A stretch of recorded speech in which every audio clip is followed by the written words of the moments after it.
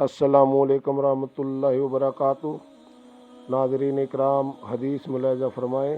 حضرت عمر رضی اللہ تعالیٰ عنہ سے روایت ہے کہ رسول اللہ صلی اللہ علیہ وآلہ وسلم نے ایک دن خطبہ دیا جس میں ارشاد فرمایا، غور سے سنو، دنیا ایک عارضی اور وقتی سودا ہے اور اس کی کوئی قدر و قیمت نہیں ہے، اس لیے اس میں ہر اچھے برے کا حصہ ہے اور سب اس سے کھاتے ہیں۔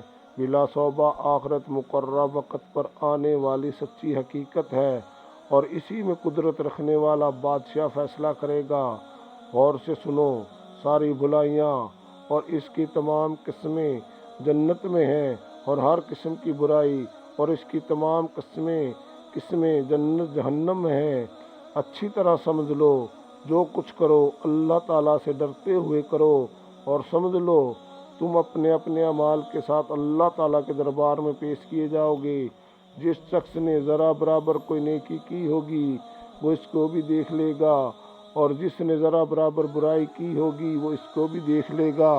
اللہ تعالیٰ ہمیں اس حدیث پر عمل کرنے کی توفیق عطا فرمائے اور تمام امت محمدیہ کو سیدھا رستہ دکھائے۔ آمین ثم آمین۔ یہ حدیث میں نے مولانا یوسف کاندھیلوی کی کتاب منتخب حدیث سے لی ہے۔ اسلم بیدار۔